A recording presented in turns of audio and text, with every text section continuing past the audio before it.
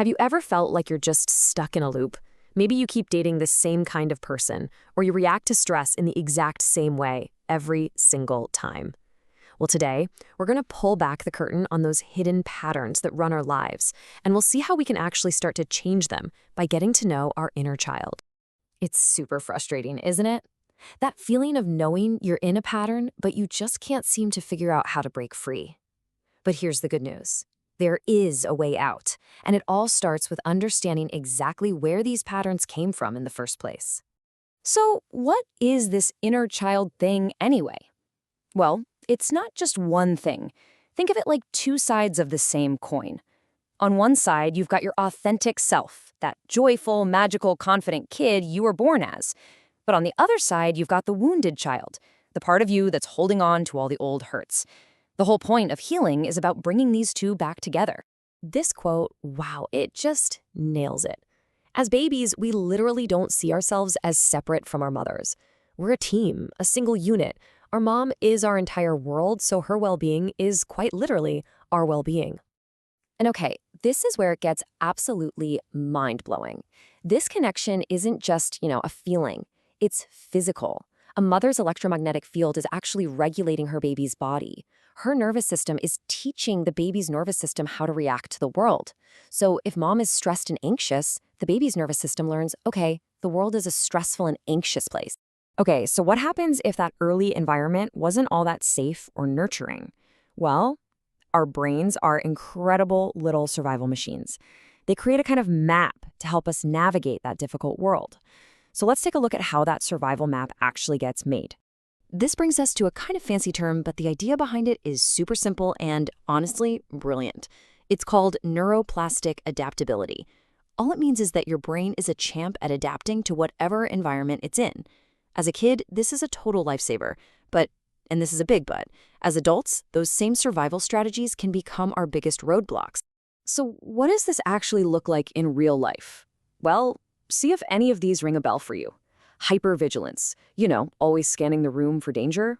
People-pleasing, trying to earn love by being perfect for everyone else. Or emotional suppression, just stuffing those feelings down to keep the peace. Sound familiar? Here's the thing. These aren't your flaws. They're skills you had to learn to survive. And all those complex survival patterns we just talked about, they're really all built on a foundation of 4 super basic responses to a threat. You either fight it, run from it, that's flight, freeze up, or just go numb. These are our deepest instincts, and they become the building blocks for everything else. Now, let's connect the dots. How do all these early survival strategies actually show up in our relationships as adults? This is where we get into something called attachment styles, and trust me, this stuff explains so much. All right, first up, avoidant attachment. This one develops when a kid learns over and over that their needs just aren't going to be met. Imagine a baby crying for its mom and she doesn't come. That baby eventually learns, okay, you know what? It's just safer if I don't need anything from anyone. And that leads straight to that intense independence and emotional distance in adulthood. And running underneath all that behavior are these powerful, unspoken beliefs. Things like, people just aren't going to be there for me, or I'd better get away before I get hurt. Now, you're not walking around thinking this stuff consciously, right? But it's there, like this invisible script running in the background of your relationships. Next, we have anxious attachment. This one comes from inconsistency. Sometimes the parent is there, sometimes they're not. It's like relationship roulette. This creates this constant humming anxiety and this desperate need for reassurance. This perpetual feeling of, are they going to stay or are they going to go? And if this is your style, man, the world can feel like a minefield. You're constantly scanning for proof of abandonment. A text that takes 10 minutes too long to come back, a weird tone of voice, that's all it takes to set off those deep alarm bells that you're about to be left alone. Okay, now we get to disorganized attachment, and this one's the most complex and, honestly, the toughest. It develops when your safe place is also your scary place. The person you're supposed to run to for comfort is the same person you need to run from for safety. Can you imagine the confusion? It just shatters your sense of self. The roots of this style are often in really traumatic stuff, abuse, neglect, or just growing up in a totally chaotic home. The child learns a brutal lesson. There is no safe place. And that feeling, that constant sense of being on high alert, it doesn't just go away when you grow up. even long after the danger is gone. So we've got these core attachment styles, right? They're like the operating system for our relationships, but there's another layer to this. It's about the specific roles we unconsciously jump into when things get heated. And there's an amazing tool for seeing this in action. It's called the drama triangle. It's a simple model that shows how we get trapped in conflict by playing one of three roles: the victim, who feels helpless, the perpetrator, who blames and attacks, and the rescuer, who swoops in to fix everything.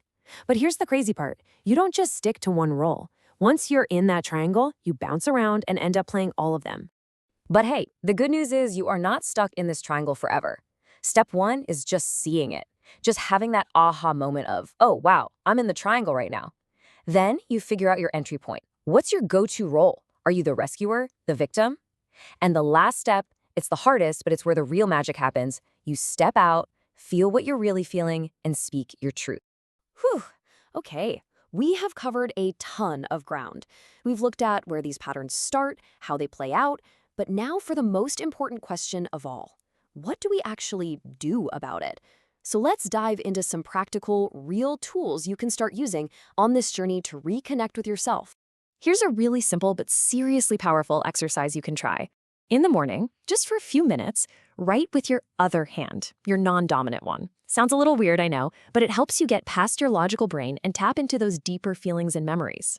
Then, in the evening, you read what you wrote and you write back to it with your normal dominant hand.